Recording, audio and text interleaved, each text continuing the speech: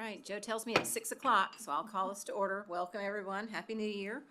In accordance with South Carolina Code of Laws, 1985, Section 30-4-80-E, the following have been notified of the time, place, and agenda of this meeting: the Herald, the Charlotte Observer, CN2, and WRHI.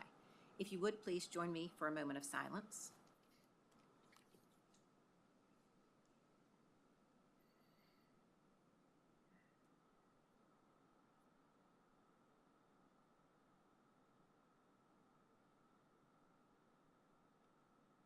Thank you. We'll now stand for the Pledge of Allegiance. I pledge allegiance to the flag of the United States of America and to the republic for which it stands, one nation, under God, indivisible, with liberty and justice for all. Thank you. Be seated. Like I said, welcome back. First of the year. Happy New Year. Hope everybody had a marvelous time off. Came back rest and ready for the next half. We do have copies of the agenda that have been provided to everyone. Are there any adjustments or corrections? No, ma'am. All right, those will stand with unanimous consent. And we have some minutes from our December 9th meeting that are included. Are there any adjustments or corrections to those? No, ma'am. Had none. Also approved with unanimous consent. Then I guess we'll jump into a couple special recognitions. And are you going to lead us through these? I will lead us through these. All right, as many of you probably know, January is Board Appreciation Month, and we normally honor our board at the retreat in January, which we will do so in later January, which we will do so. But I did want to recognize all of you publicly at this time for all of your hard work and dedication. You not just for the decisions that you make, but you always put the kids at the center of those decisions, and you work countless hours. You're a volunteer. You're not paid. You ask hard questions, but you always center those around kids. And so just wanted to thank you guys for your leadership, your service, and your commitment not only to Fort Mill School District, but to public education. So let's give them a round of applause. And with that said, we have two special recognitions of our board members. These two board members have given 10 years of service to the Fort Mill School District. This is Christy Spears and Scott Frattaroli. So let's give them a round of applause. For a decade now, they have given their time, their leadership, and their guidance to support our students and our staff and our community as a whole. So want to thank you. And if we could go down here, and I'll hand you your certificate, and we'll take a quick picture if that's okay. Yep. Here, I thought we weren't going to do a photo, so I almost didn't get the rest of it. Did I sign your? It's not 16. Do you have 16? I'll sign from my presidency. From my presidency? Because I signed mine. Which is crazy.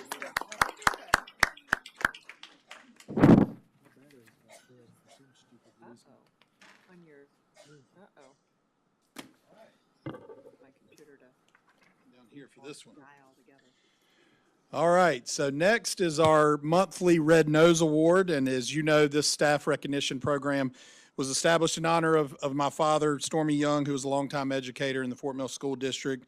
He used the symbolic red nose as a tool for humor and connection, and this award was designed to highlight staff who really demonstrate excellence, equity, empathy, and kindness in their daily work, showing a real capacity to connect with our students or our staff.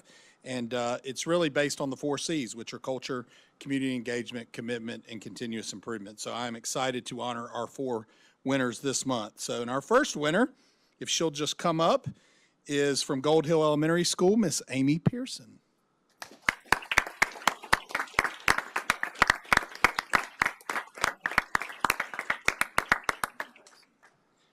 You might want to go ahead and start taking this out of the bag. So Amy exemplifies strong character, an exceptional work ethic, and deep commitment to the Fort Mill School community. She consistently goes above and beyond, supporting students not only during the school day, but also through countless after-school activities, events, and extracurriculars. Known for her kindness and empathy, Amy embraces challenges head-on and ensures every student feels cared for, accepted, and valued. Her dedication extends across grade levels and into athletics, where she continues to make a positive impact as a coach of cross country at Fort Mill High School. Is that right? Catawba Ridge High School. Well, thank you, Amy. Congratulations.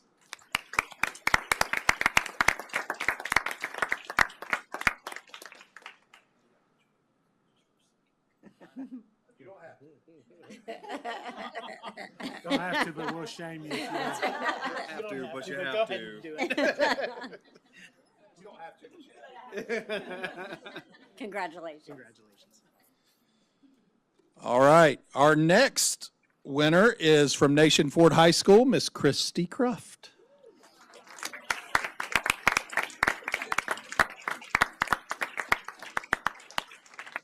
Mr. Chandler tricked me into He coming. did trick yeah.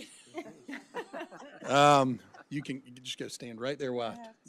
No, you don't have to, but you have to. With your nose on. Ms. Cruft is the embodiment of compassion, empathy, and joy. Her genuine love for students and staff is evident in every interaction, and she works tirelessly to help students learn, grow, and succeed. With a contagious laugh and a gift for using humor to support positive behavior, she builds meaningful connections with students and families. Through her leadership and community events, such as neighborhood cookouts, she has strengthened trust and relationships between the school and its surrounding community. She consistently approaches challenges with empathy, love, and laughter, making her a perfect recipient of the Red Nose Award.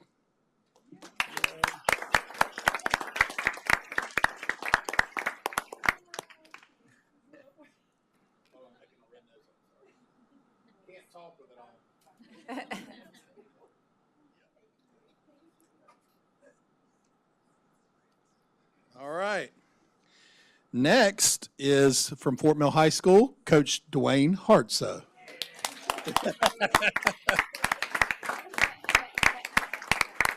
Coach Hartsoe is the athletic director of Fort Mill High School. Here, Coach Hartsoe, go ahead. There you go. Who exemplifies exceptional leadership grounded in the 4 C's. His culture-driven approach has built one of South Carolina's most successful athletic programs, where excellence is both expected and achieved. Through strong community engagement, he advocates for improved facilities, supports families, and creates partnerships that expand opportunities for student athletes. His deep commitment to hiring and developing outstanding coaches, paired with a relentless focus on continuous improvement, has resulted in sustained success, including multiple state, upper state, and region championships. Coach Hartsoe's leadership is a key reason Fort Mill is consistently recognized among the top athletic departments in the state.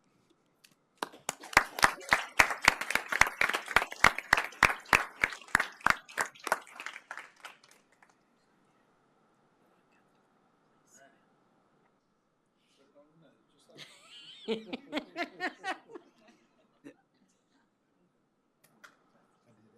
never thought I'd see.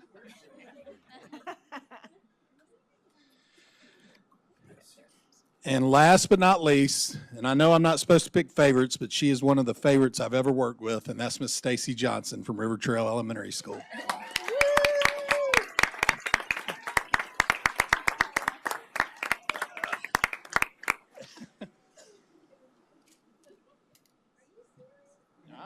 Hey, let me look again. Yeah.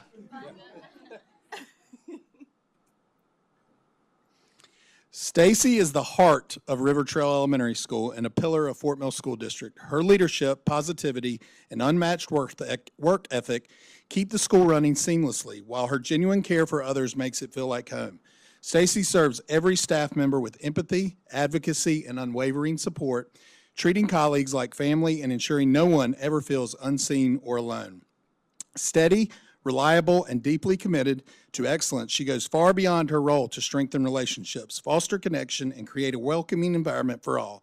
River Trail is stronger, kinder, and more connected because of her. Congratulations.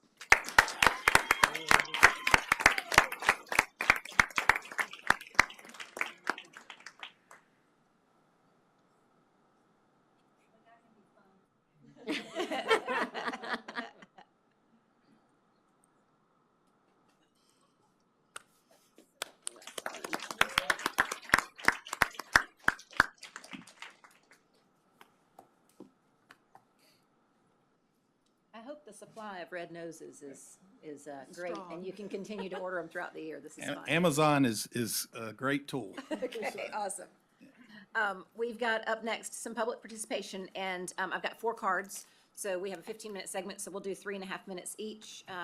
When you come to the podium, if you would just state your name and address, and then you'll have your time, starting with Brittany Gildner. I'm Brittany Gildner. I live at 1130 Gold Rush Court. And if all who are here in support of moving SILFAB could please stand. I'm here tonight to speak about SILFAB and the process this board approved, a process that evaluated mitigation and reassurance before evaluating health risk, despite the facility's close proximity to our schools. Since that approval, independent professional analysis have entered the public record, and they fundamentally change what this board can responsibly rely on. A health risk assessment was prepared by public health scientists and epidemiologists from the University of South Carolina using federally recognized Aloha emergency modeling relied upon by emergency planners nationwide. This assessment answers the questions that should have been asked first. What is the actual health risk to children, and how quickly does that risk occur? Both matter.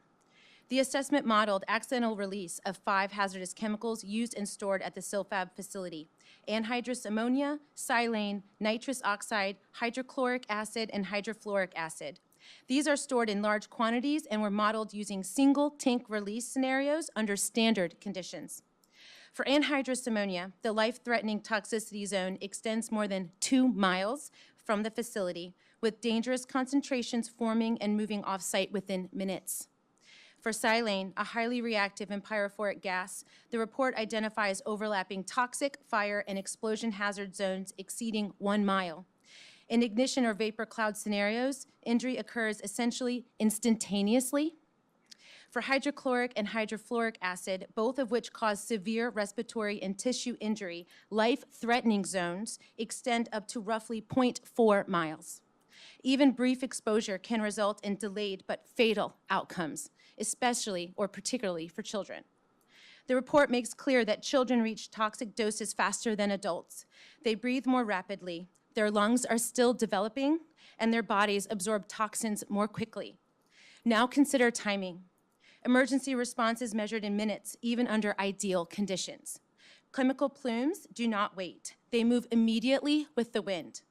Flint Hill Elementary is approximately 0.2 miles from this facility. At that distance, exposure would occur before responders could realistically secure the site or issue protective instructions.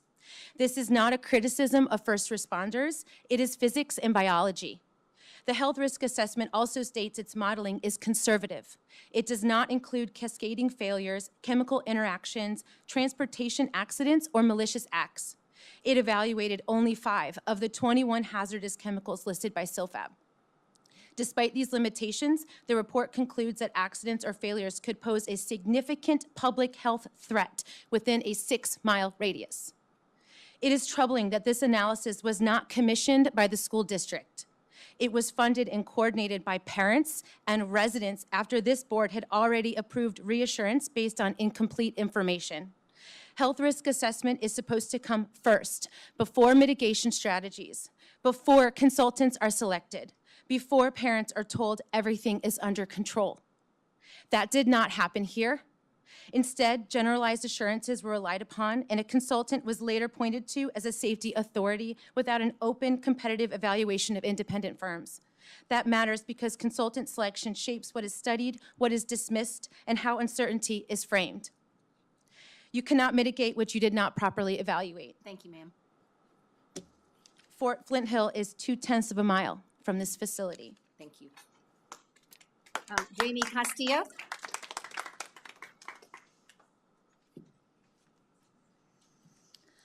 Hello, my name is Jamie Costilla, and I live at 774 Gates Mill Drive. I am here to speak to you about process, responsibility, and the legal position this board operates as an adjacent property owner. This board is not a bystander in the SILFAB matter.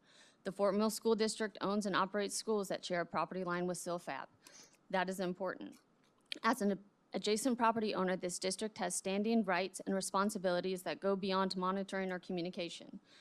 The York County Board of Zoning Appeals has now formally affirmed its May 2024 unanimous decision that this type of solar panel manufacturing is not permitted in a light industrial zone district, and specifically named SILFAB. That board is defending its ruling in the court because the rule of law matters. I'm not asking this board to rule on zoning. That authority belongs elsewhere. But the BZA ruling matters to this board because it confirms that the facility adjacent to your schools is not a lawful use of that location. That directly affects how this board should evaluate risk, reliance, and its own legal exposure. As an adjacent property owner, this district is not merely impacted indirectly. You are directly affected. You are entitled to notice, you are entitled to challenge unlawful use, and you are entitled to protect your property, and you have a legal obligation to protect the children on it. Those rights and responsibilities do not disappear because litigation exists. Courts decide appeals, property owners decide to protect their interest, and governing boards decide how to exercise authority responsibly. The school's proximity to SILFAB matters because zoning compliance procedures exist specifically to protect adjacent property owners. South Carolina law requires zoning compliance review, including inquiry into restrictive covenants, precisely so neighboring owners can evaluate the impacts and preserve their rights. In this case, zoning compliance was never applied for, deed restrictions were never disclosed, and neighboring property owner was unlawfully denied the right to appeal. That failure affected the district whether or not it chose to act. Because zoning compliance never occurred, the assumptions relied upon by this board discussing safety, monitoring, and coordination were incomplete. They were built on unstable legal foundations. When the only lawful appeal was filed, the BZA ruled unanimously that this use was not permitted under county code. That ruling is binding on staff unless overturned by a court. Staff does not have authority to interpret it, and for an adjacent property owner, that ruling changes everything. That means the facility status is unresolved. It means occupancy approval is not final, and it means reliance on permittance is not justified. That brings me to the specific actions we've asked this board to take. First, we've asked the district to engage independent legal counsel to review the amicus curiae draft we provided. The purpose is to establish a clear and accurate public record of the district's actions, assumptions, and perceived authority as an adjacent property owner. Second, we asked the district to engage legal counsel to evaluate the merits of South Carolina Code Section 629950. That statute governs unlawful permit issuance and enforcement authority. As an adjacent property owner, this district has a direct interest in understanding how that law applies. Third, we asked the district to respond to our request for a waiver of attorney-client privilege relating to the legal advice given the district regarding zoning. Transparency on this point matters because parents and taxpayers deserve to know whether the district was advised of the risk and standing and chose not to ask. As an adjacent property owner, silence is not neutrality. Silence is a decision. The rule of law. Thank you. I'm going to butcher this. Volodymyr Drobot? Volodymyr, Oh, I have a packet, sorry. okay. Okay, sure.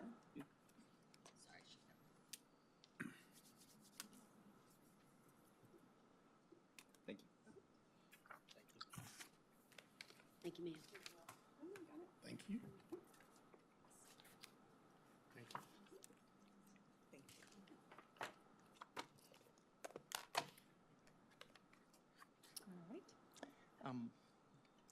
Volodymyr Drobot, a parent of a former Fort Mill student and hopefully the future Fort Mill student.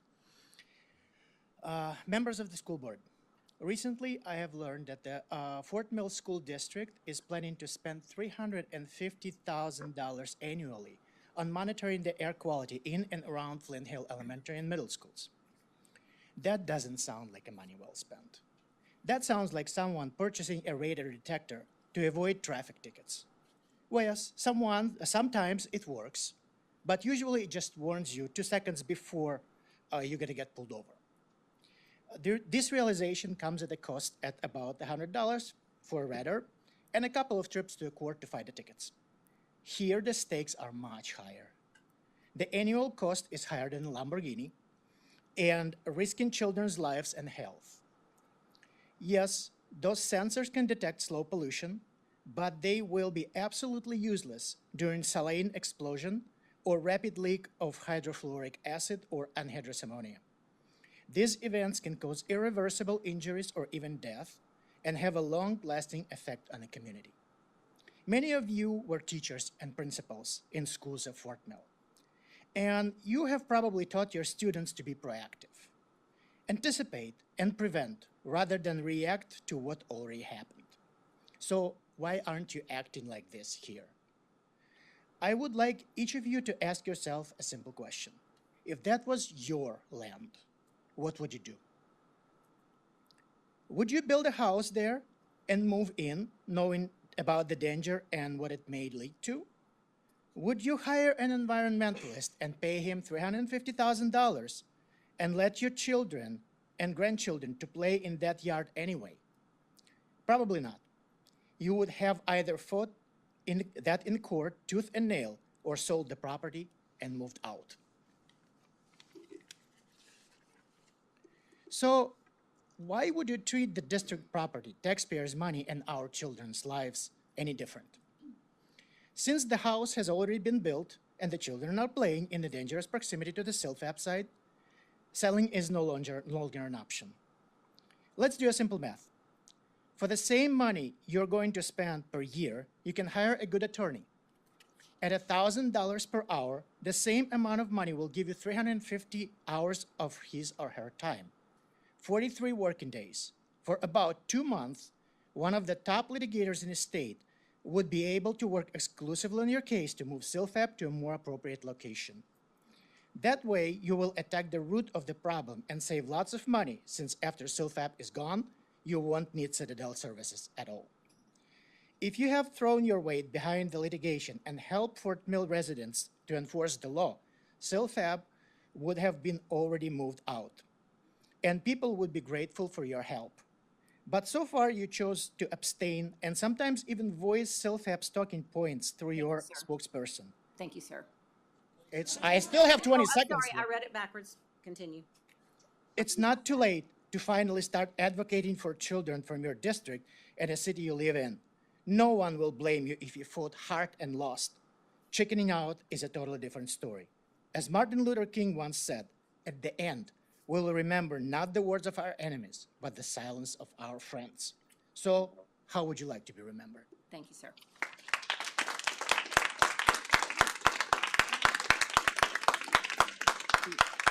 Scott Howell.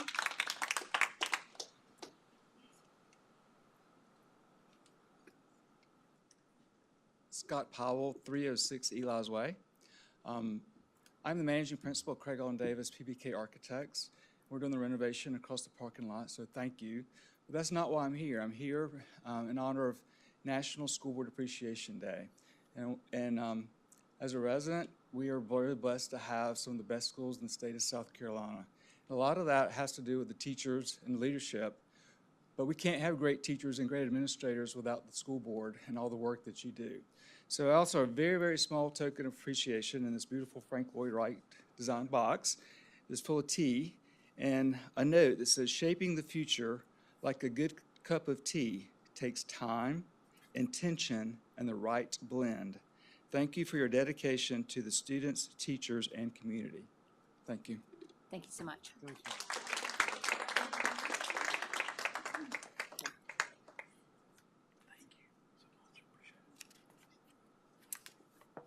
We've got a couple of staff reports up next, starting with our monthly financials. This is Ms. Ordo.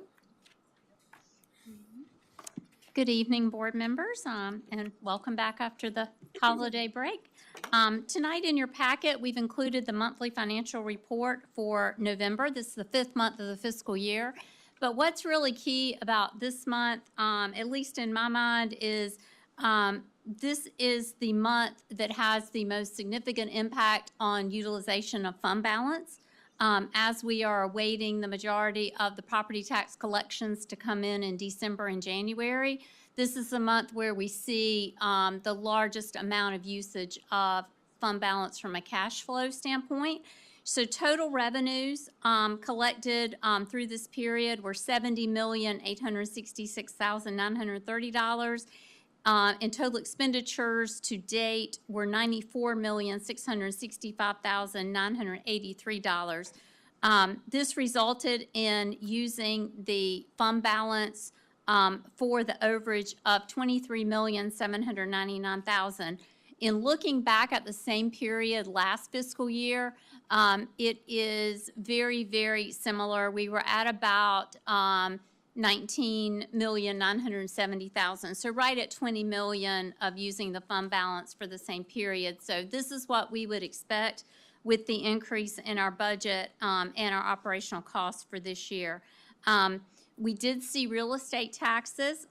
Some did come in November, $4,923,000. That was also very similar to the same amount that we collected this same month last year. And vehicle taxes were $1,608,000. So we did see that tax revenue come in, but we were still dependent on our monthly state revenue during this period. Also, November was the month that we received a payment on what the state calls our Tier 1 homestead reimbursement. That is roughly a $2 million payment annually. We received 90% upfront in November. So that payment did come in as we planned, which was $1,873,000. I did not see any other significant reportable items on November unless you did or have any specific questions about November. I'll move on to impact fees. We've now collected to date $82,546,604. We've earned interest of $7,494,000.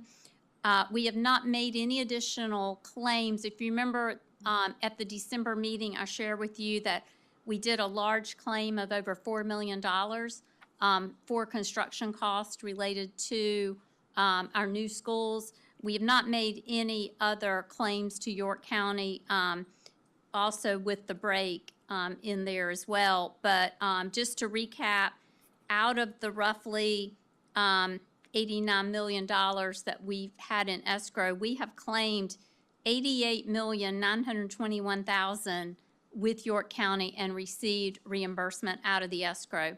So we have less than $1 million that's currently being held. So we are watching it very close, and we are keeping up with claiming it as that is collected. But single-family units to date now are 2,970 units, and multifamily 2,214. I actually did not think we were going to have any multifamily in December, but on December 22nd, we had 10 permits issued right before the holiday time period. On December 22nd, we had 10 multifamily units issued. In December had 7 homes. So in total, December had actual collections of $415,000 for December. That covered 3 different days. Any questions on impact fees and where we are with that? Okay. One piece of information I did want to share before we move into the audit report is at the last meeting, I reviewed with you that the South Carolina Revenue and Fiscal Affairs Office have issued their recommendations for our legislators to consider during the state budget process this year. And I also shared that we have been told that they will not issue the detailed computations for school districts, just to give us an idea of the estimates. There is now a meeting set up by SCASA, the South Carolina Association of School Administrators, that will be held on January 28th. So that'll be before your next meeting, your next business meeting, to discuss this. And it's my understanding that Frank Rainwater will be the speaker, and we are hopeful that he's going to share more details. And I can assure you that we will collectively be asking him to please share that information with us. So just wanted to give you an update on that. Questions? No? Okay. So I'm going to move on with the audit report unless we have any other questions on the monthly financials. It is always our pleasure to be at this point tonight to have with us David Phillips, who is one of the partners with Green Finney Colley. They are our outside external CPA audit firm. David is here tonight to share the audited financial report for the year ended June 30th, 2025. As you recall, we had some concern because of the federal government shutdown and some of their constraints, but the report's been issued in final form. It has been sent to the South Carolina Department of Education and met all of their requirements. It's also been submitted to, we submitted to 2 financial award programs. They're sponsored by the GFOA, that's the Governmental Finance Officers Association, and ASBO, which is the Association of School Business Officials. It will go out for review and we will receive back comments, but we feel that this report, once again, as in prior years, meets all the criteria to be awarded these certificates of excellence in financial reporting. So we're very proud of that. We take it very serious, our accountability to our taxpayers, and we're always eager to see what the comments are. But at this time, I'm going to turn it over to David for his presentation, and then he and I will be glad to answer any questions that you may have after your review of the audit report. David? All right. Well, thank you for allowing me to be here. It's a little late. As Leanne was mentioning, the government shutdown kind of held things for us. They released, I think, like around November 22nd, they issued the final OMB compliance supplement, and we can't finish the audit until we get that, and the state can't issue their annual audit guide until they get that. So there was this big ripple effect. And I think the state issued their annual audit guide in early December, and we were able to kind of get everything done by about 12/10.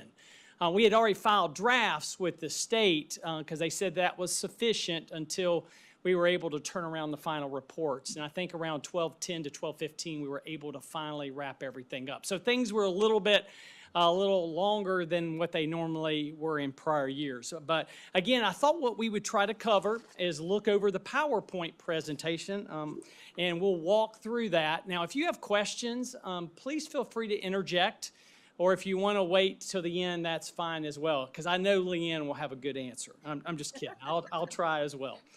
All right. Well, we like to remind everybody of the importance of internal controls. That's just not for you as a school district. That really is for every entity out there in America. That you want there to be checks and balances in an organization. You don't want one person who can do it all. So one of the things that we do as your external auditors is we try to kick the tires on the significant internal control processes. So if we see invoices that are being prepared and reviewed and signed off all by one person, that's problematic. And so it's not only important that I talk to Leanne and her staff and the superintendent about it, it's important that you know about that as a board as well. So we're doing that behind the scenes. Again, these are your financial statements, so that when we come to this next slide, our responsibility is to issue an opinion. Remember, we look at things from a materiality perspective. Now, some of you on the board would care about a penny. There's some of you would be happy if we get within a couple $1,000s. So everybody's a little different on that. And so, what we're trying to do is look at it from, usually it's about 1 to 2% materiality of total assets or total revenues, and to make sure that things look reasonable. If we had to audit everything to $1, we'd still be doing the audit. And so that's why professional standards wanted to make it so that it would be reasonably priced, because if we had to audit it to the nearest dollar, we'd be doing it for 365 days, and your audit fee would be about 100 times what it is. So again, they try to size it and structure it in such a way that there's a cost-benefit reality there. We had to implement a change in accounting principle this year, GASB 101, on compensated absences. So that took place this year. And the really key thing there is that last bullet point is that you have an unmodified opinion. And that's a weird term. They used to call it unqualified. They thought that was confusing, so we'll call it unmodified. That makes it really clear for all of us, right? But in essence, that's a clean opinion. If we modified our report, we would say everything looks good except for this.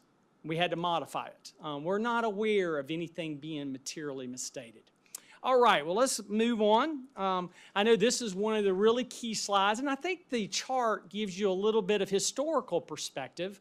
Your unassigned fund balance was about $48.9 million. It increased about $1.9 million. Remember, you pretty much need it to increase a little bit every year to keep your percentage where it is because your expenses keep increasing. This represents about 21% of your 2025 actual expenditures, and that's only about 19%. So if you don't grow it a little bit this coming year for 26, that percentage will drop. And so Leanne and y'all are constantly trying to make sure it stays within a reasonable range there.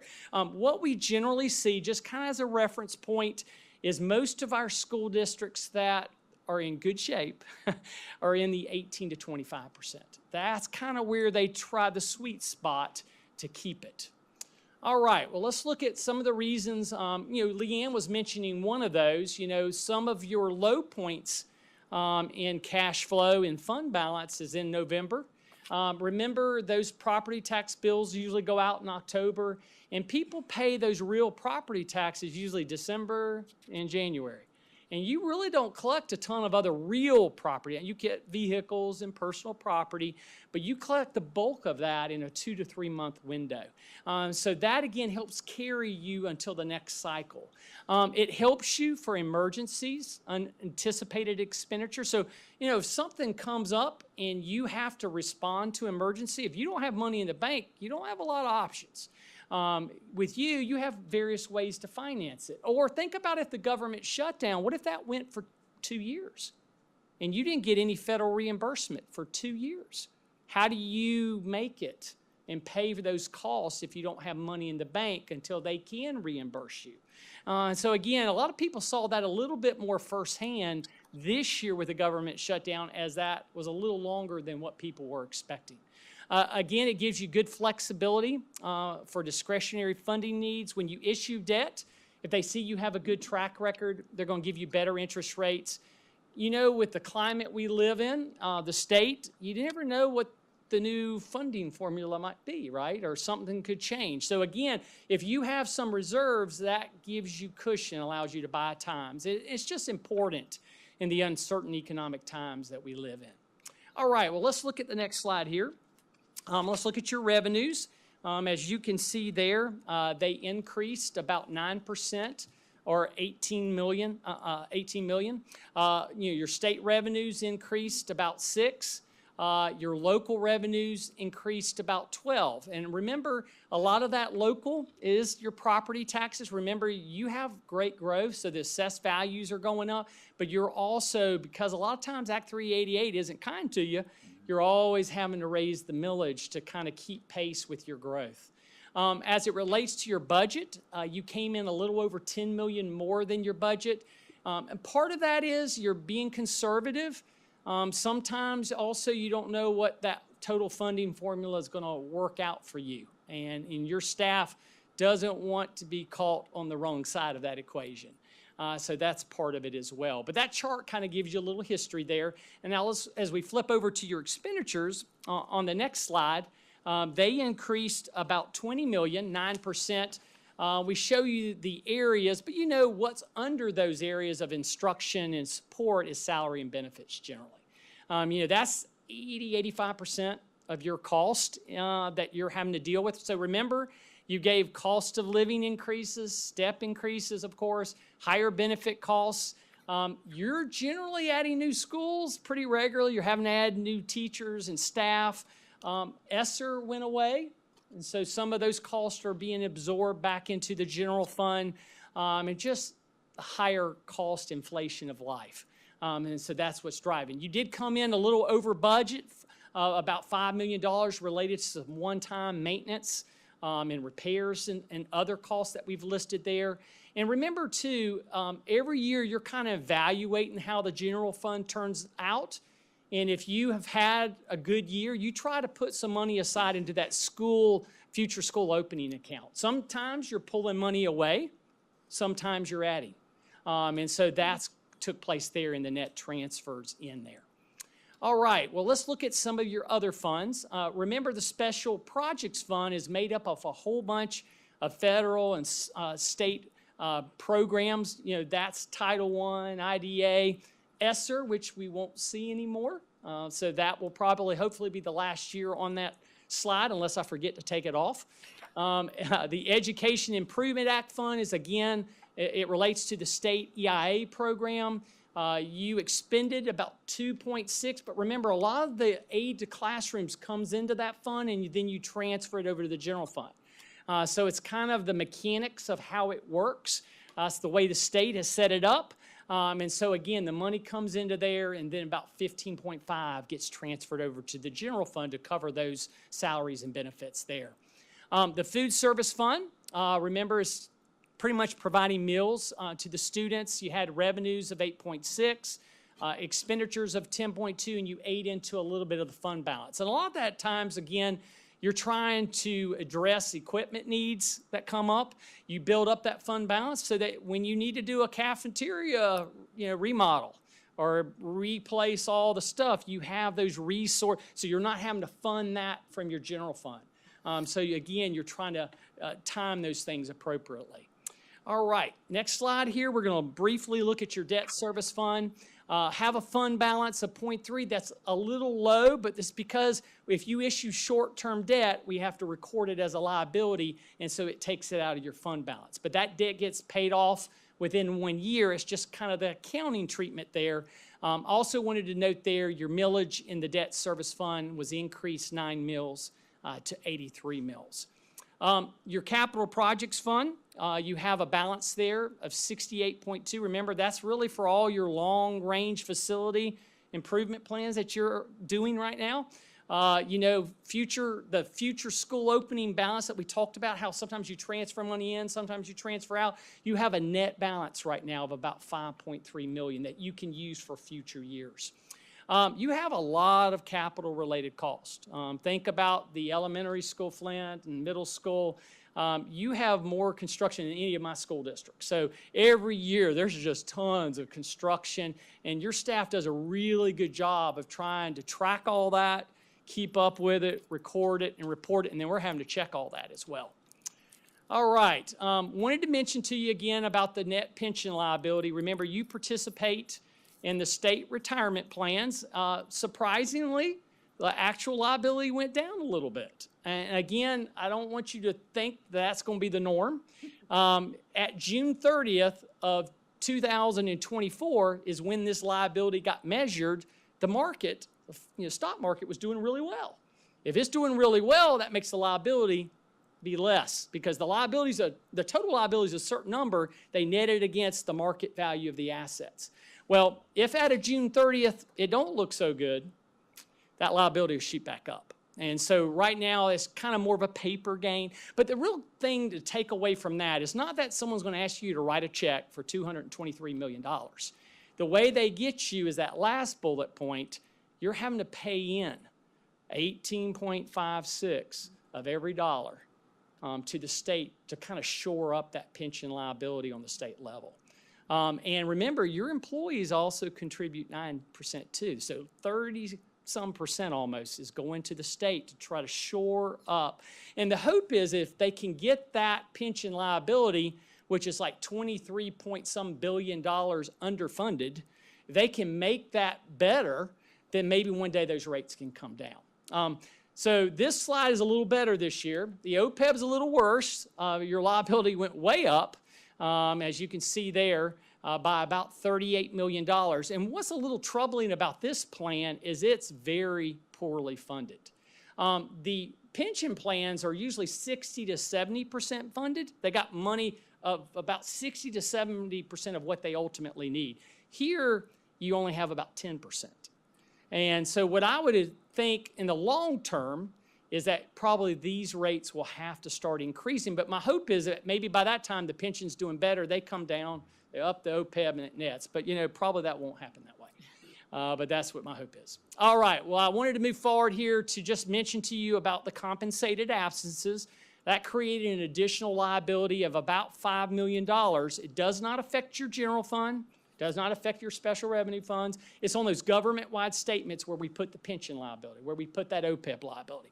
But they changed the methodology where they want you to estimate what not only people are going to use for their vacation, but what will they ultimately use for their sick leave. And the old methodology, you didn't have to estimate sick leave unless it was something you were going to pay out. You had to pay out no matter what. You didn't have to estimate how many people might get sick. Well, now they want you to do that.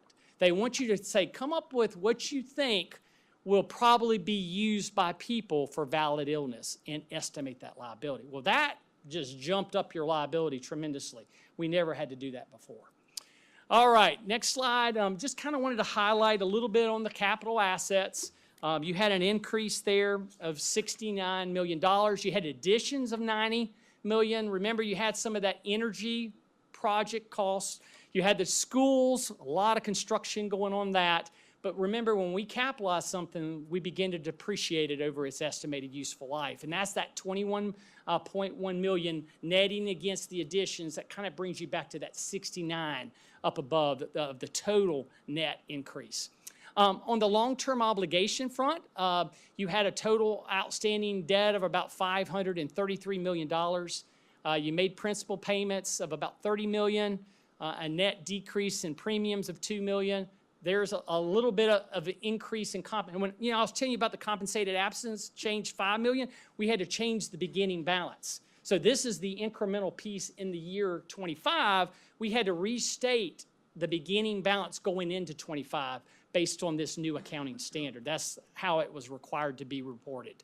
Also wanted to mention to you, you had a couple new debt issuances, the 2024 ban for $45 million, and there's that 2025 special obligation bond for the energy conservation projects for about $21 million there. Remember, like all of us, we have a mortgage. You got to make your annual mortgage payment or your monthly for most of us. That mortgage payment for the fiscal year 26, the one we're in right now, is about $96 million. And so that's made up of both principal and interest. All right, there's a new GASB for next year. The biggest impact for you is that, inside of this big report, you ever want to look at it in great detail, there's a section in there called the Management's Discussion and Analysis. They want there to be more meaningful commentary. Explain better what took place this past year. So that's one of the big emphasis. The second thing is in there's a budgetary comparison schedule right behind the notes in this report. It shows you what your budget was and what your actual was by line item, and you can see how you did. Well, the GASB says, you know what, that's a nice chart in there, but we want you to explain to people why you're over or under your budget. Or if you're not way over your budget, but you amended your budget during the year, why did you amend it? We want you to provide those explanations. So that's a new thing that will change for next year. And again, they want people to be able to go to this report. They don't want to have to be at a meeting like this. They want them to be able to see it in the report so that they could get it from home or wherever they are. All right, next slide here. Just want to let you know we're kicking the tires. We're looking at your single audit programs. We looked at the Child Nutrition Cluster. That's the USDA program. We looked at Title I this year. We did not come across any findings, any deficiencies that we needed to make you aware of. We always like to put in our management letter just the risk related to pupil activity funds. Y'all do a really good job, but I just want you to know probably once every 3 to 5 years, something bad probably is going to happen. And it may be $10,000 or $20,000. If you wanted to try to totally eliminate that risk, you'd probably have to hire 2 bookkeepers at every school, which would cost you millions. And so you got to weigh, what are we willing to do to kind of mitigate the risk of the flow of cash from little Johnny, little Jill, to the teacher, to the bookkeeper to the bank. There's a lot of hands involved. And so I feel like what you're doing is very, very good and adequate, but I always want you to know You do training. You bring those people in every year, and you're trying to, especially if they're new people, you check and you try to help them along, but you can't be someone's conscience. And you never know and something probably will happen on an occasional basis. All right, last slide. Again, unmodified, that's a good thing, okay?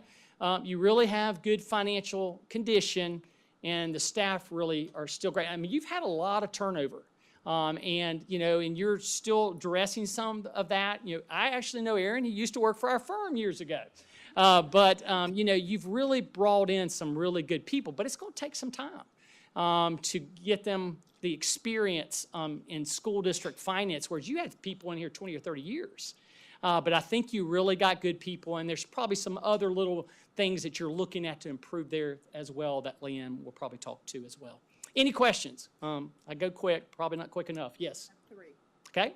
So my first, and it's not necessarily so much a question, but mostly for the benefit of the public. Would you reiterate why the fund balance is important? Because if we did not have that, where would we get our money to bridge payroll and other gaps? Right. We would have to get a loan. Correct. I mean, and we had some school districts in old years that would have to issue tax anticipation notes to help fund their operations because they didn't have enough money until the next tax cycle.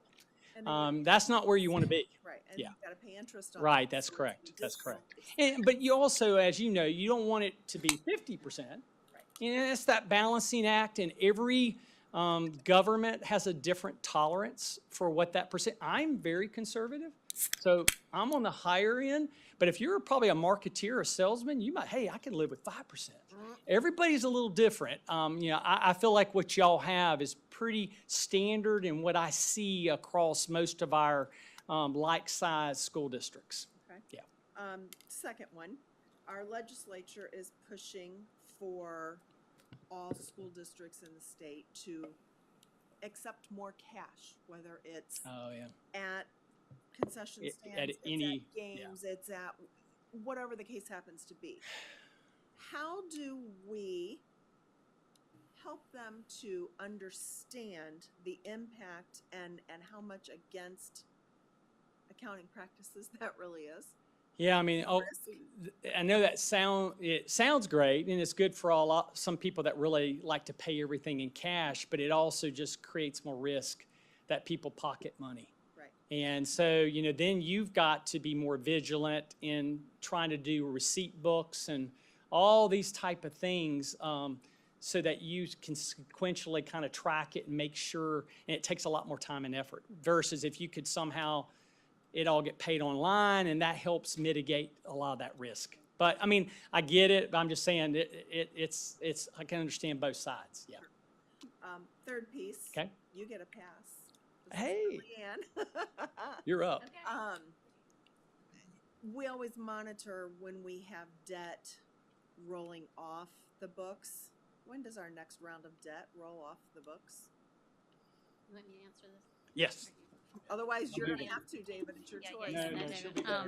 So generally, we look at our shorter-term debt repayments are typically, when we do that, we call it that 8% annual issue for some of our deferred capital projects and some things that are smaller that we don't put into a bond referendum. And we need to address annually based on our 10-year facility plan. So we normally look at some of those smaller capital projects, and we have a shorter-term payback that could be a 1-year payback, a 3-year payback. It's normally not more than a 5-year payback. Also, even with a referendum that we have had approved by the public and we've issued debt, the technology piece we will do on a shorter-term payback. So our goal in planning some of the debt repayment, working with our bond financial advisors, is that we look at debt that is going to be paid off in the next year or the next 24 months, and we use that open capacity to then fund any current projects that we need to, and that enables us to not have to increase the debt millage for the taxpayers. So every year, we do have some debt rolling off, but we also look at what the annual bond issue, how we're going to structure that. Does that help answer that? Mostly, do we have any big is what you're past asking. Any- bond debt that's rolling off the books? We have some, they were called qualified school construction bond issues that, they either rolled off last year was the last year, or they'll roll off this year. And I can follow up with you. I will check on that and follow up with you at the next meeting. I can give you or send you our debt repayment schedule, which has all of our debt issues. We have about 12 to 15 current bond issues outstanding, and it has all of those laid out and every year what the amount, and then it totals to what the, as David referenced, we have 96 million. They'll be doing principal payments next year. You can see how that's broken out by bond issue and what is, and I'm glad to share that information with you. Thank you. Yeah, I was Sure. looking for it in here. I don't see that chart that I can picture, but I think your real question is, are we getting to the Yeah, do we 20-year have mark anything on that any we're of our not schools that are, you know, getting statement on? We do have some things that have paid off, but what has come in is the pieces that we're issuing for Flint Hill Middle School that will not be covered by impact fee collections, as well as the early childhood, the Paradise Early Childhood Center that will be issuing debt. Those are the two big things that were in the 2024 referendum that will come on. Correct, correct. But that, that has enabled us when the public approved the bond referendum, the last bond referendum, that's what enabled us to work with that maximum millage of 89 mills, that we felt like we would not have to go over the 89 mills, was looking at how we were going to layer the debt on those two big construction projects based on what was going to be paid off. I got a couple Sure. takeaways here. Number one, I will say I think we are financially stable today. I was very happy with. We have a very strong cash reserve. They're the 21%. That's good with that. Number two, I think, and I don't think this is any revelation, that growth is definitely our long-term challenge. I think our long-term debt's very manageable right now. I really think it is with how you guys are approaching that. But with my concern is going to be rising expenses without, and I know we've talked about this before, but it's still a thing. It's going to be rising expenses without too much rising enrollment. And now that could easily change. We could see a huge shift in enrollment this year. We could see a lot of people moving in with kids. But that's that's still a concern for me. And with the new, we're going to see how everything shakes out with the inter-district policy. That could add there. So I think diligence, continuing to do what y'all do very well. I think you stay very diligent. I think you keep your team very sharp, and up to date on new trends. And I would just encourage you to continue doing that. Thank you. Standing here tonight, my biggest concern is what we're going to see over the next 4 to 6 months on the state funding formula based on these recommendations. I think that's going to have potentially a tremendous impact to us, either to the good or to the bad. And we just don't know at this point what that's going to mean. We're already starting to talk about, as we move into what we call budget season. Now that we have audit season done, we're moving into budget season for this semester, and starting to, as a leadership team, talk about things we're going to look at during that process, looking at projected enrollment, looking at class sizes, looking at some of the other critical needs and what that's going to mean. And I keep reminding everyone, we're opening a middle school. We're opening a middle school in August. It's going to be a huge budget impact. So those are some of my greatest concerns is what's going to happen with the state funding formula. We're very fortunate to have a relatively stable tax base here in the Fort Mill TAK community. I know a lot of districts can be unexpectedly impacted by some commercial manufacturing taxpayers in their areas that close, leave, and they have been very dependent on the tax revenue from those entities. We are fortunate we're not in that situation where our tax base is spread out much more, and we're not dependent on 1, 2, 3 of the highest taxpayers. There's a chart in our audit report that shows the 10 highest taxpayers, but we're not so dependent on any one of those that we could not adjust if we needed to. So that's a key thing that helps us, I think, is our tax base. But once again, as you know, just to remind the public, I mean, you are still limited on what you can do as far as tax collections by the state Act 388 formula. So because we are limited there and not knowing what's going to happen with state revenue in the future, that is my concern. We will be evaluating our projected enrollment just to see how that's going to impact us and how we could potentially redirect some dollars for next year's budget. And I think, just kind of giving you the heads up, I think you'll hear us talk more about that as we go through the next couple months through the budget process. And just to sort of add on to that, you mentioned, but we are open in a middle school. We are opening a middle school. Even if we don't add a single student, if we Correct. need a projection, not that I think that that's realistic, but even if we didn't add a single student, what is it, 30-ish, 35 positions that still have to be added simply because of the I think it'll be approximately $5 million. worth of, but it's Worth of 30 plus cost. positions that you have Correct. to have an extra of all these things. Correct. Even if you don't have a single other growth. Correct, in especially students. at the middle school level, which is different than when we planned for opening Flint Hill Elementary, because at the middle school level, a lot of those positions are curriculum content, teaching area-driven type positions that will have to be duplicated because we can't just pull those positions from another school.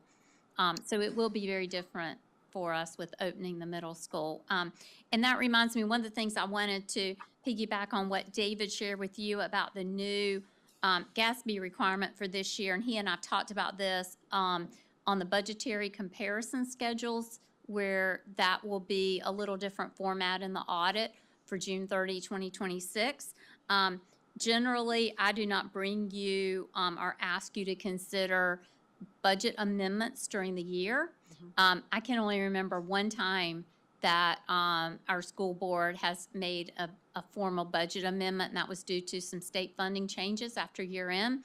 But I will probably come to you before June 30th and ask you to consider doing a budget amendment just to bring our final budget more in line with what we end up seeing with state revenues this year, possibly tax revenues. But he and I have talked about how that will be more beneficial from an audit report standpoint, for a report that's going out publicly, if we have it more aligned with some of our actual numbers throughout the year. So that, just giving you a heads up on that, that may be a change that you may see us bring to you before the end of the fiscal year, is to consider doing some budget amendments to meet those new reporting standards that'll be different for us. Okay. Um, Ms. Laura, I have a couple Sure. of questions, a handful. So Okay. this question is revolving around revenue stability and assumptions. So just for clarity, how diversified are the district revenue sources? And where do concentration risks exist? So I mentioned about the primary revenue sources for the general fund are property taxes and the state funding, which is now called state aid to classrooms. Those are the two primary sources of revenue for the general fund. Then there is a smaller amount of interest earnings which we've seen being very favorable the last couple years for us.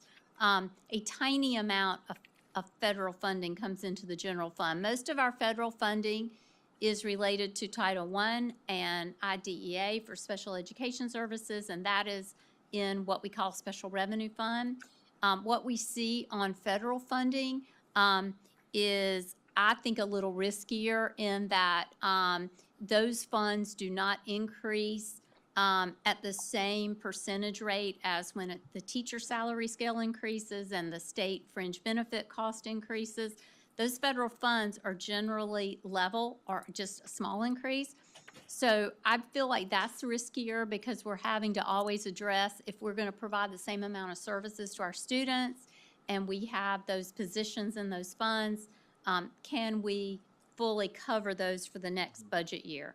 So I think that is an area that is one of the riskiest for us is federal funding, because so much federal funding is based on your poverty percentage in your district, and we're the lowest poverty percentage district in South Carolina. Thank you. Next question surrounds expenditure and cost drivers.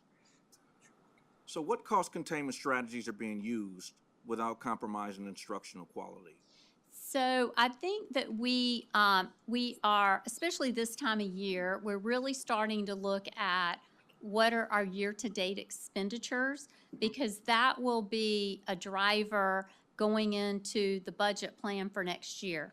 So we will start really looking at the detail of some of our general ledger accounts and evaluating some of our areas of the district that we have seen, and a lot of it is just operational, as David mentioned, just with our growth here, with adding new facilities, adding more students, we have seen just operational cost increases.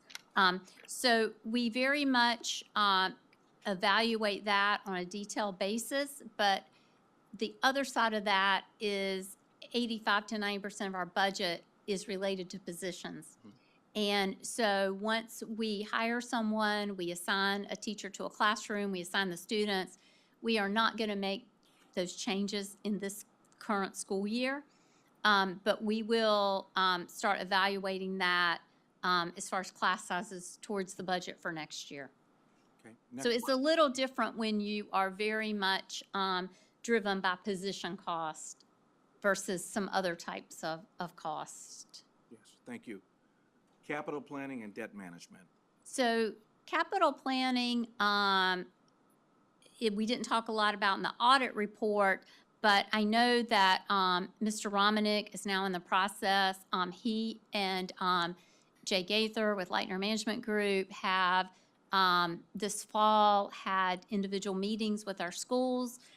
He told me he's completed those meetings now, and so they will start compiling the update to the 10-year facility needs study to present to you in the next month or two. And we actually, since we've been back from the holiday break, we were talking about normally we will bring you the next year's list in March. We believe his plan is to do that in February to give us a little bit of a head start on looking at what our 8% bond issue might need to be for our capital planning for next year. And then that'll also drive our debt millage is based on our projected principal and interest for next year. And so we're going to work with those capital needs, but try not to exceed what we had promised our public. And we have a little bit of flexibility there because of the increase in assessed value. So we're starting to work with, now that we have the audit finished, we'll start working on the budget and we'll really jump in on looking at the financial aspect of our capital projects and our debt for next year. Perfect. On that note, does the continued inflow, albeit smaller, of impact fees have an impact on that? Because every month, if it's another Yes. $500,000, Yes, right, so that's that much less. we're continuing with the plan of we're only issuing debt on Flint Hill Middle School in small increments. instead of before, when we've had a bond referendum, we would issue a large amount of debt. But we are doing it in very small increments so that we can fully utilize every dollar of impact fee collections toward that middle school. And in the end, there will be a certain amount of debt that we do not have to issue because of impact fee collections. Fund balance and reserve question. Yes, So is the unassigned fund balance aligned with best practices? yes. We believe that, I believe David stated that his opinion was most districts should be in, anywhere in the 18 to 25%. You did, yes. We are currently in the 18 to 19%, is our planned amount, because we don't want to hold more than we need to. We want to make sure we're right at that level where we can get through, as I mentioned in my monthly financial report, I want to be able to get through November.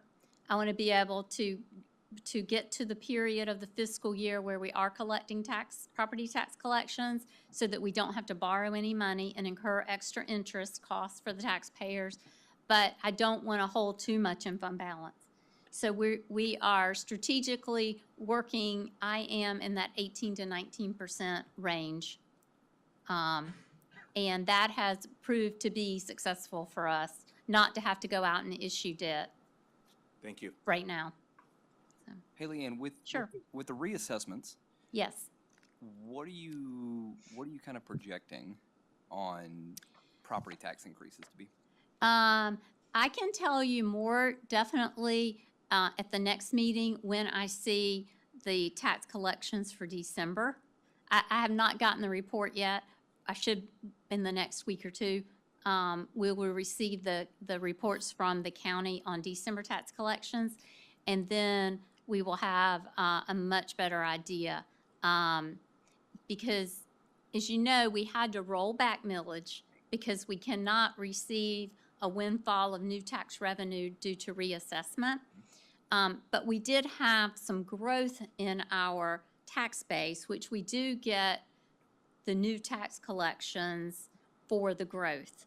So that's the more difficult piece, is really seeing what's going to come in from the growth versus the reassessment. But we feel positive that the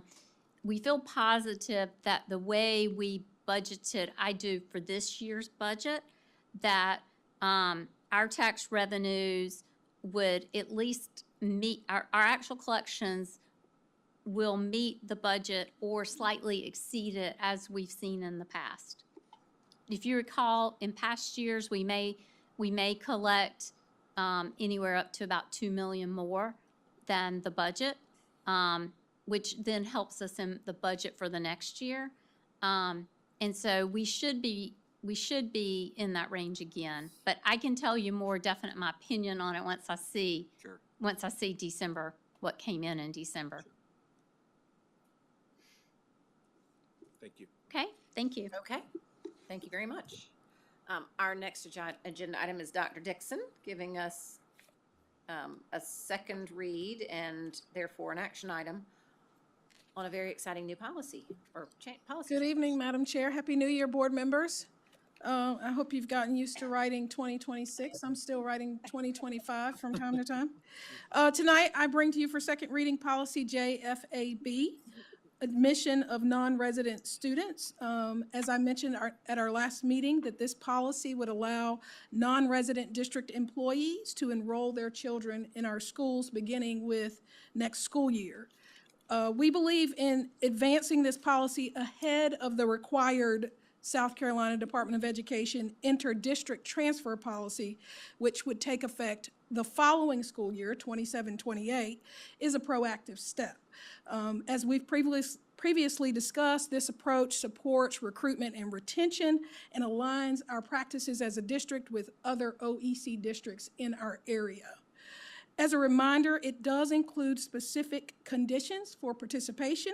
Eligible employees would have to complete an application and submit an annual fee based on their state of residence. $500 for in-state non-resident employees, and $1,500 for out-of-state non-resident employees. The fee structure reflects the average debt millage contribution for a typical home in our area, discounted by approximately 50%. To ensure that our implementation aligns with recommended class sizes, staffing ratios, and program capacity, the application window will open after student enrollment projections for the 2026-27 year have been finalized. We anticipate that we'll receive those sometimes towards the end of this month. So upon your approval, and once we've had a chance to review those projections, we would open the application window in early March, close it prior to spring break, and initial approvals would be issued toward the end of April. For any non-resident employees that would be hired after the April date, we would still allow them to submit an application, but we would grant that contingent upon space availability and program capacity on a case-by-case basis with consideration for student-teacher ratios. At this time, I'm happy to answer any questions you might have. I do have a question. Yes, sir. Dr. Dixon, the question I have for you is, so should enrollment be capped or only offered on a space available basis? Well, yes, that's one of the reasons we're waiting to release this until we have those projections. Similar to the work we've done with the overflow due to the numbers at Gold Hill Middle and Pleasant Knoll, we've monitored enrollment there, and so we would watch this in the same way so that we act with respect to our recommended class size ratios and program capacities. Thank you. Does the application include a specific request for which school? And is it just one, or is it priority 1, 2, 3? The application asks parents to rank their first, second, and third choices. Okay. And so we would look at program capacity, student-teacher ratio, capacity at those particular schools, and see where we could grant acceptance. Okay. And then I assume, much like what I believe the law is going to require, is that once granted, they're now in our numbers just like every other student, and would matriculate through the system and be expected to be allowed to stay through graduation. Yes, we would align that with the interdistrict policy that's coming forward. That's a part of that. However, the fee would be annual. Right. And if they violated Sure. behavior or attendance. Discipline, attendance, Yeah, All those kinds then of things. obviously we would have the right to deny their continued their enrollment. continued And the enrollment. family's required to provide their transportation. Yes, ma'am. Wherever they're going, Yes, ma'am. okay? My additional question is, I guess, just something for us to ponder. I need to put my spectacles back on, because I made it in my note little pad in our system. I think that this is a great opportunity for retention and recruiting for teachers. My concern becomes the strain or potential strain that it puts on our community, and what does a future bond request look like to our community? I've had several that have reached out to me since the first reading, which I apologize, I was not here, with, I won't say threats because that's a strong word, but with concern and doubt that we would be successful in the future with bond requests. I think there are two important considerations there. One is that once those students are enrolled on our books, they would be counted in our 45-day and 135-day count, which means they would be accounted for in our state aid to classrooms. Right. That's the operations side, not the Right. building Right. capacity and building side. Right. The second thing I think is important to consider, as I understand it, in my discussion with Superintendent Young, several years ago, maybe almost 2, there was a survey done in terms of how many teachers who were not resident employees, didn't live in our district, would like to bring their kids. Is the significance of how many kids are we talking about, and what is that impact based on the percentage of students? We don't know that yet. I think he said that number was somewhere. It was about 380, between 385 and 390. With our most recent, so a few years prior to that, it was 800 to 1,000. Right. And that was when we knew There's no way. it was just not something we could manage, because Yeah. that was at the height of our growth and all Yeah. those things. But I know our most recent one, it was lower. Now, Yeah.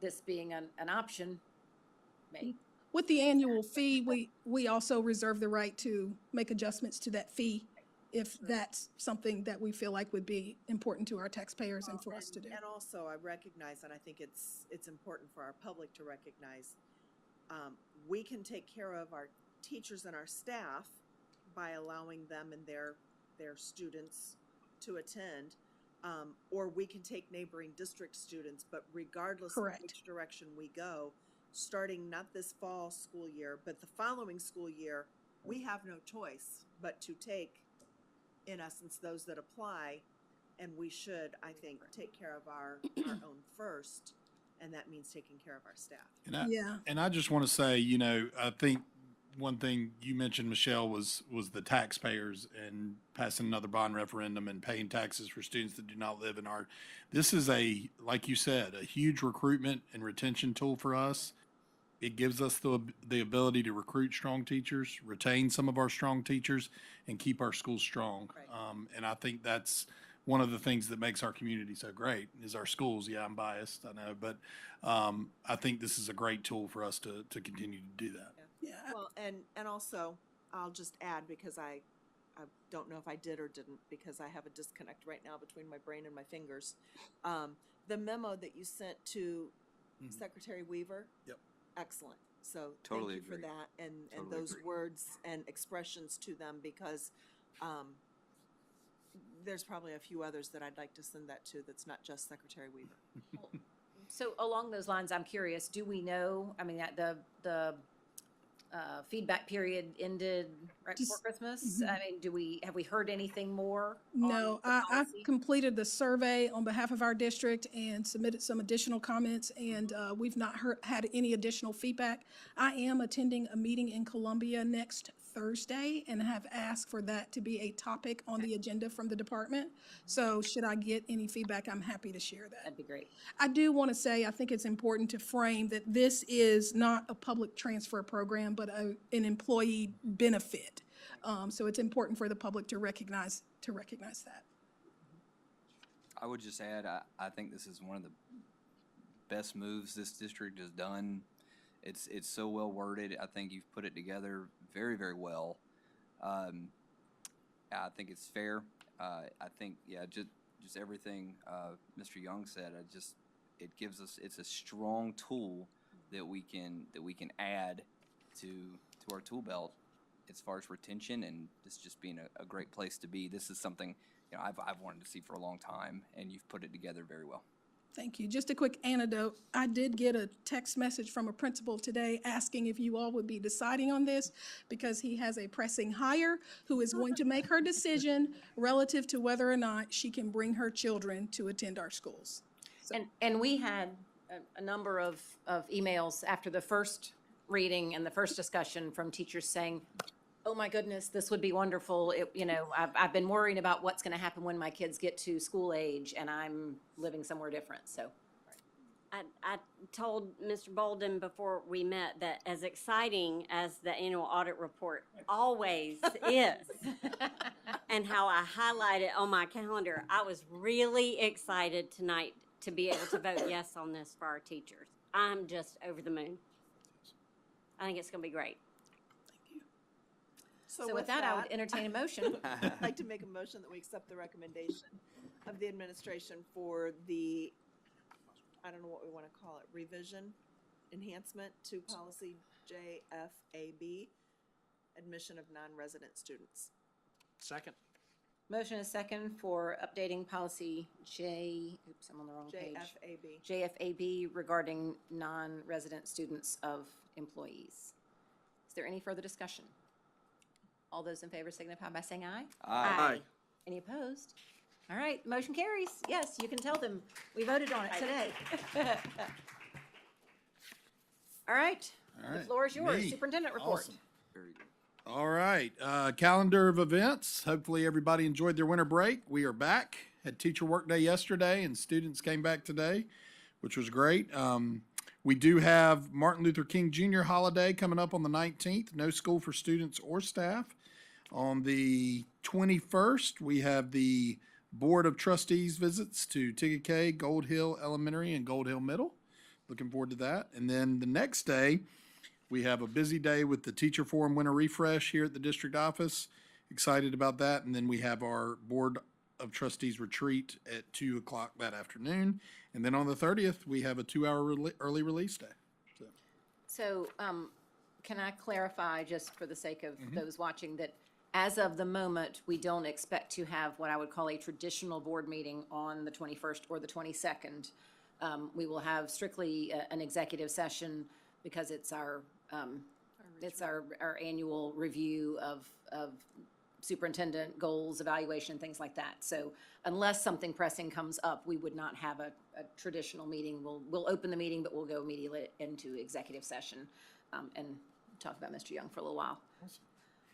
And the other thing on the calendar I'll point out is, welcome back, everybody, and I counted 6 weeks away from having another week off for that winter break that was added, so gonna be nice. not far off. Yeah. And all the feedback I've gotten about the October one has just been unbelievable. They loved it. So, enrollment update. Our current enrollment is 18,274. We are down 1 student from December 9th. Now, get your calculators out because we did have 59 early graduates, which have not been deducted from that number. However, they have not been deducted, However, but we registered 41 new students yesterday. Oh, my We registered 76 new students today, Wow. and we have 50 students in the queue for registration. Therefore, Ann Ledford taught me in algebra that we will be up 108 new students in the coming weeks, so we will be pushing that 18,400 mark that we finished at last year. So, So much for down enrollment. crazy. yeah, so, interesting stats there. Student attendance update, every school for December was above 88.23%. That is, usually December is a little lower with student attendance, just FYI, especially at the elementary and middle level. High school kind of gets them to come to school because they have exams those last 2 days. But Catawba Ridge for the high school won with 91.38%, the highest attendance rate. Congratulations. Gold Hill Middle School for middle school, 94.99. That 0.01% would have got you to 95 stomp. And then the highest in the district was Orchard Park Elementary, 96.21%. And then chronic absenteeism for high school, our Catawba Ridge High School had the lowest at 11.21. Gold Hill Middle School, 5.88%. And then Kingstown was 4.10%, which was the lowest in the district. So some good numbers there, especially for the month of December. So, and that's all. I was trying to think, I don't think there's anything else, and so, with that, we will conclude and we will move into executive session where we need to discuss personnel recommendations, legal issues, and contractual matters. Thank Motion you to go all into for joining. executive Session? We're going into executive session. I thought he put a mouse in there for a minute. I was like, what? Did that thing just move? I heard it, but I didn't see it, and I was like, did that